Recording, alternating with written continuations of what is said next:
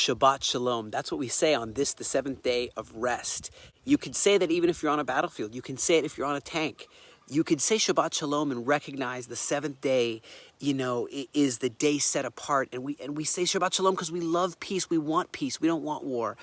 Our neighbors want war. But there's going to come a day where peace will reign. I wonder what's going to happen with the Ayatollah Khamenei's son, Moshtaba, rises to take, Moshtaba?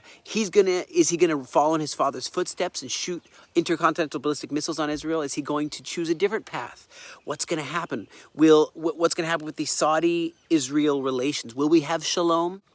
Will we be able to pursue that like we tried to do under when Trump and Netanyahu and the whole move towards peace? What's going to happen in Europe? Will Europe be overrun by hate, by vandals, by terror?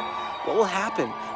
As the ICC, has declared, like all these countries have said, if our prime minister shows up to their country, they're going to arrest our prime minister and our former minister of defense.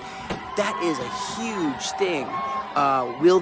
Will that blow over and people recognize we're fighting for our life here? We're fighting for the peace of our family, so our family won't die.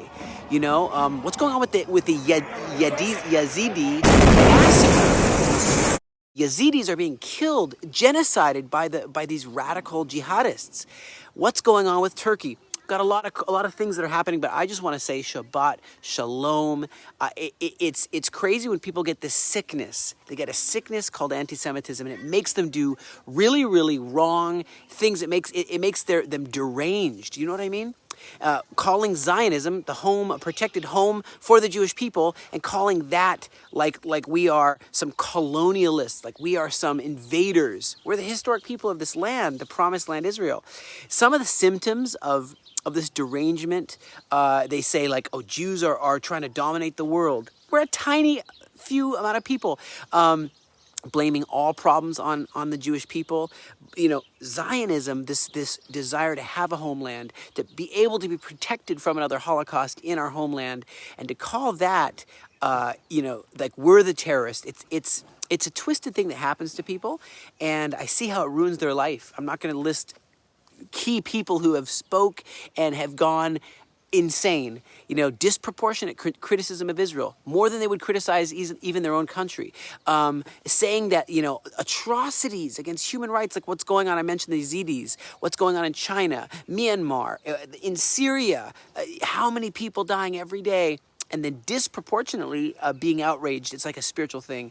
It's like they forget what Zionism really is about. They forget that we were here, King David, King Solomon, all the kings of Israel, the whole Bible. They forget the most famous book, and they start to twist history and saying that we're not anti-Semitic, we're not anti-Jews, we're just anti-Israel, we're just anti-Zionism.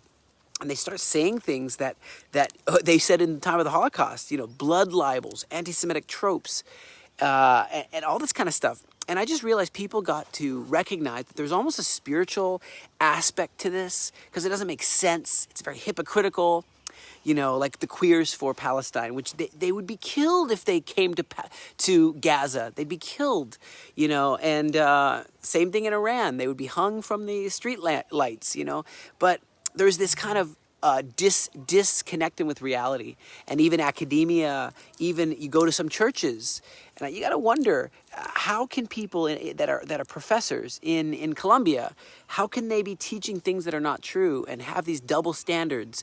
And so Israel's had more resolutions against it than North Korea, than Iran, than Syria. How is that even possible? Is anyone calling for, Putin's arrest? What about, what is his name from North Korea? Kim Jong-un. What's going on with that, And so I think that there's a lot of, a twist that happens in people's minds. And I think it's time at the time where we're fighting for our lives, people are dying every day. Missiles are hitting the land every day. It's time this Shabbat to say, is the Bible true? Is history true? There's more international law for Israel to be here than almost any country in the world to be where they are. So, I don't believe that this is going to go anywhere. This arrest warrants for Netanyahu and Yoav Gallant, who I've met both of them, and it's not going to go anywhere. What's going to happen is it's going to, the righteous are going to win. And so it's Shabbat, so I just want to read a verse, and just a calming verse, and say, Psalms 143, I cried unto you, O Lord, you are my refuge, you are my portion in the land of the living. So that's what we have to do, is just cry out to God. And in your mercy, Psalms 143 verse 12, in your mercy cut off my enemies, destroy all of them that afflict my soul, for I am your servant. Shabbat Shalom, my friends, and the fullness of that upon you. Shabbat Shalom.